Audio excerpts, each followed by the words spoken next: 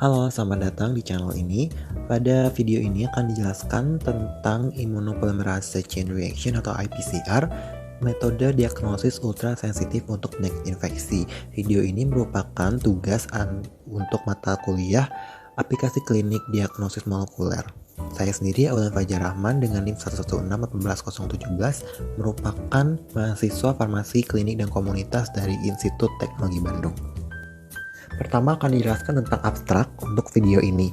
Jadi, diagnosis yang cepat, sensitif, dan spesifik sangatlah dibutuhkan dalam mengidentifikasi patogen yang menginfeksi seseorang. Kesalahan hasil yang didapatkan atau identifikasi yang terlalu lama dapat berakibat fatal. Dalam diagnosis penyakit infeksi terdapat beberapa metode, yaitu seperti kultur mikroorganisme, PCR, ELISA, dan metode lainnya. Kekurangan dari metode di atas secara garis besar yaitu metode kultur memakan waktu yang lama, PCR memerlukan peralatan yang rumit serta adanya materi genetik target di sampel, dan ELISA memerlukan tahap pembilasan yang rumit serta jumlah analit yang tinggi. Untuk mengatasi berbagai kekurangan di atas, maka dikembangkanlah metode immuno-PCR atau immunopolymerase chain reaction. Metode ini didasari pada uji immunoassay, yaitu uji yang melibatkan interaksi antara antigen dan antibodi untuk menangkap analit yang diinginkan, serta polymerase chain reaction untuk pendeteksian analit. IPCR ini cocok digunakan pada penyakit yang memiliki ekspresi protein yang lebih tinggi dibandingkan asam nukleatnya.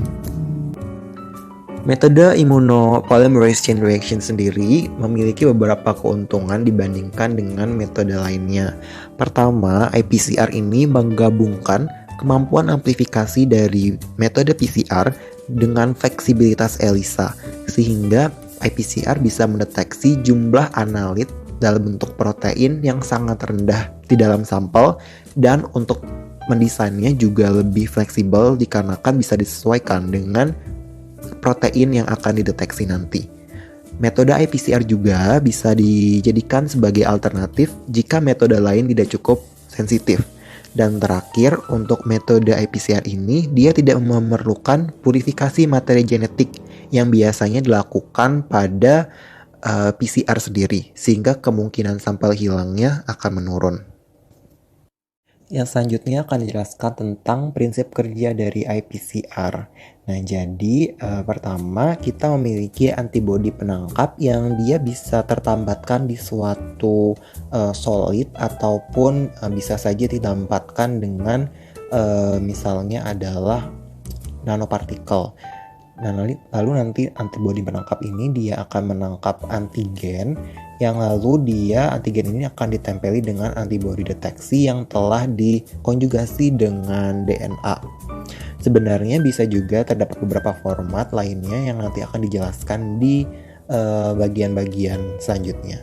Nah, tapi yang paling utama adalah DNA yang dia terkonjugasi dengan antibodi deteksi ini, dia akan diamplifikasi dengan metode PCR, dan nanti untuk pembacaannya sendiri dia bisa menggunakan elektroforesis secara tradisional ataupun bisa menggunakan IPCR. Misalnya nanti ditambahkan suatu probe untuk DNA tersebut ataupun mungkin cybergreen yang nanti sinyal yang dihasilkannya bisa diukur. Jadi bisa saja untuk IPCR ini dia mengkuantifikasi jumlah antigen yang terdapat di dalam sampel.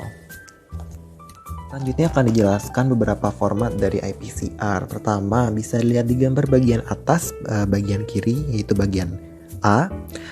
Di sini kita terdapat antigen yang dia tertambatkan di suatu solid. Nanti ada antibodi yang bisa menempel ke antigen tersebut, dan lalu nanti ada fusi dari streptavidin dan protein A atau streptavidin protein A chimera, di mana protein A ini dia bisa menempel pada bagian heavy chain dari antibodinya. Nah, lalu streptavidinnya ini yang telah terfusi dengan protein A, dia dikonjugasikan dengan DNA yang telah mengalami biotinilasi. Lalu untuk format selanjutnya adalah di sebelahnya, yaitu bagian B. Sama saja dengan bagian A, hanya saja pada bagian B ini dia tidak menggunakan protein A, melainkan kita menggunakan antibodi yang telah biotinilasi dan nanti akan menempel dengan streptavidin ataupun avidin, dan lalu avidin atau streptavidinnya ini akan ditempelkan dengan DNA yang telah terbiotinilasi juga. Lalu untuk yang format yang C, kita memiliki antigen, lalu ada antibody. Antibodinya ini dia telah dikonjugasikan secara kovalen dengan DNA. Lalu turun ke gambar selanjutnya, bagian D. Di sini kita memiliki format yang cukup unik. Yaitu pertama, kita memiliki antigen yang tertambatkan di suatu solid.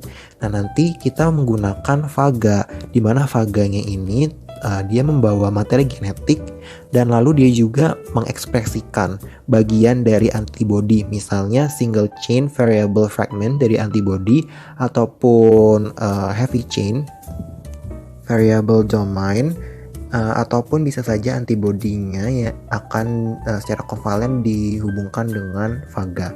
Nanti faga ini dia bisa dilisiskan dan dari DNA-nya bisa diamplifikasi sehingga banyaknya faga yang diamplifikasi itu menunjukkan banyaknya antigen yang dideteksi.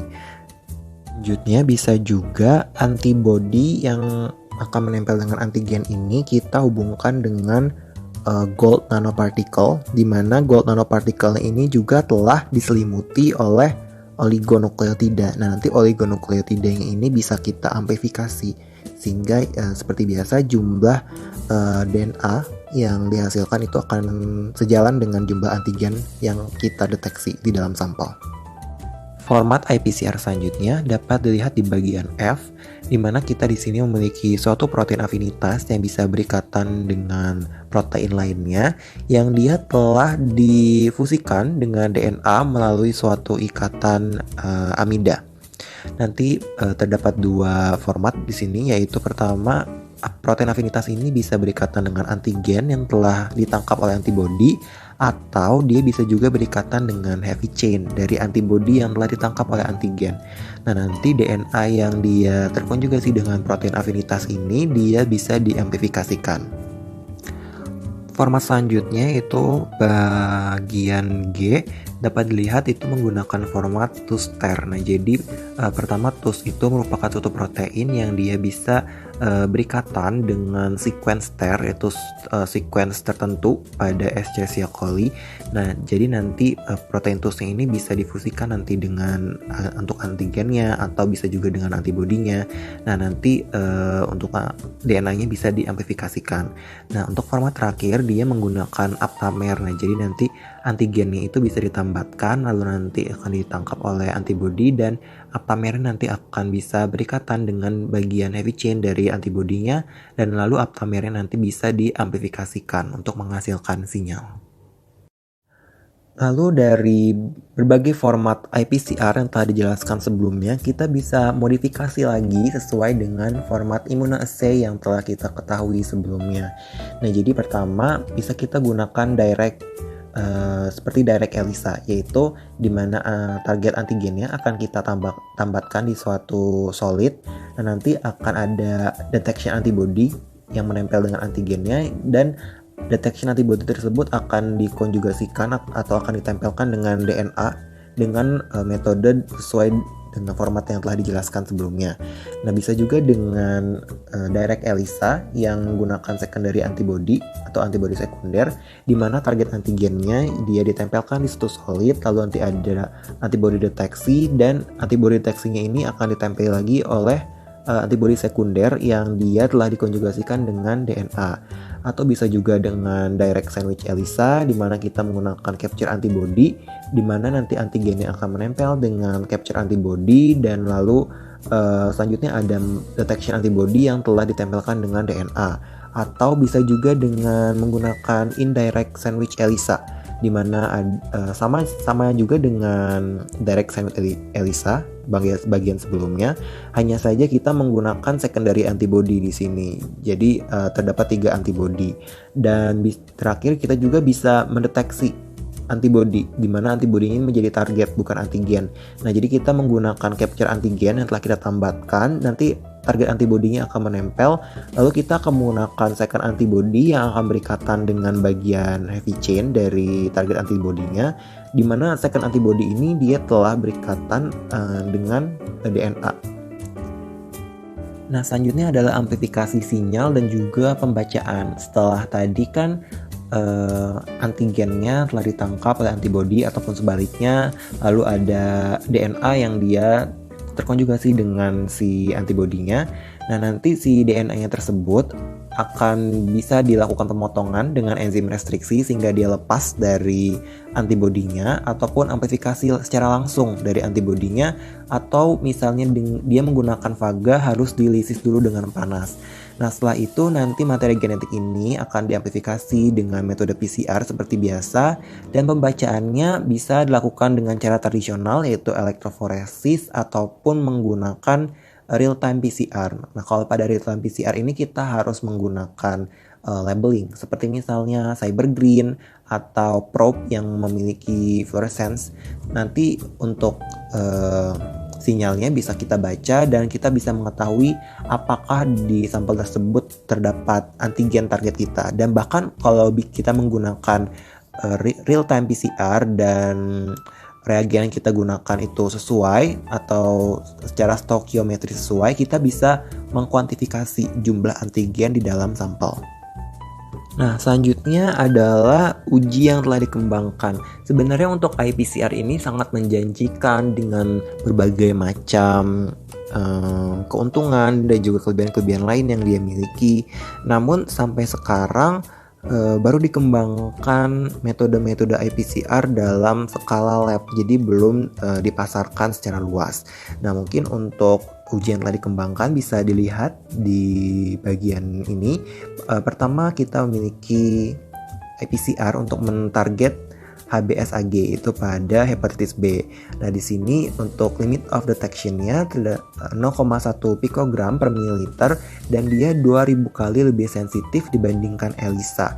Dan untuk antibody dan DNA linkernya atau penghubung antibody dan DNA-nya kita menggunakan T7-phage yang akan dihubungkan dengan antibody dengan suatu linker kimia. Nah, untuk format immunoassay-nya dia menggunakan sandwich dan pembacaannya dia dengan real time PCR. Nah, selanjutnya target untuk iPCR selanjutnya adalah protein HIV1 P24 antigen, yaitu untuk HIV. LOD-nya dia 1000 antigen dan dia tuh 25 kali lebih sensitif dibandingkan real time PCR di sini. Nah, untuk linkernya sendiri kita menggunakan DNA yang telah terbiotinisasi dan dia akan dikonjugasikan dengan streptavidin, dan nanti kompleksnya ini akan dikonjugasikan lagi dengan antibody streptavidin. Nah, untuk formatnya sendiri dia adalah sandwich dan pembacaannya dengan RT-PCR menggunakan fluorescence probe.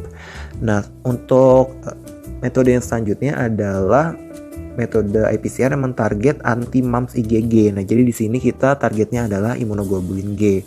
Untuk LOD-nya sayang sekali tidak diketahui dari jurnalnya, dan untuk linkernya kita menggunakan DNA antibody.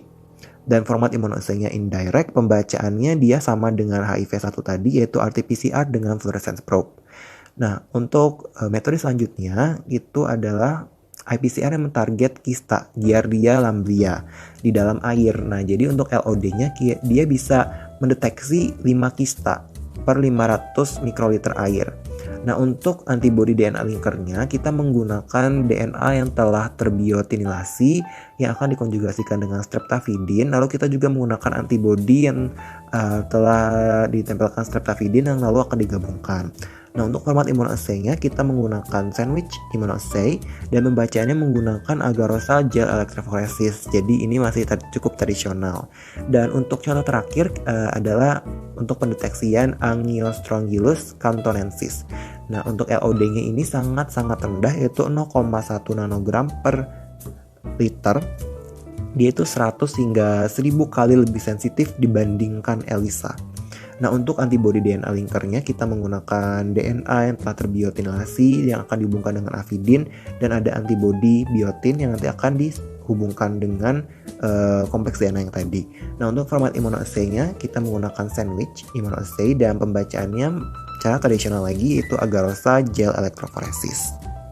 Selanjutnya terdapat dua sumber yang saya gunakan di dalam video ini yang bisa dilihat di layar kalian masing-masing, dan mungkin bila kalian tertarik dengan sumber-sumber ini bisa dilihat di kolom deskripsi dan kalian bisa baca lebih lanjut.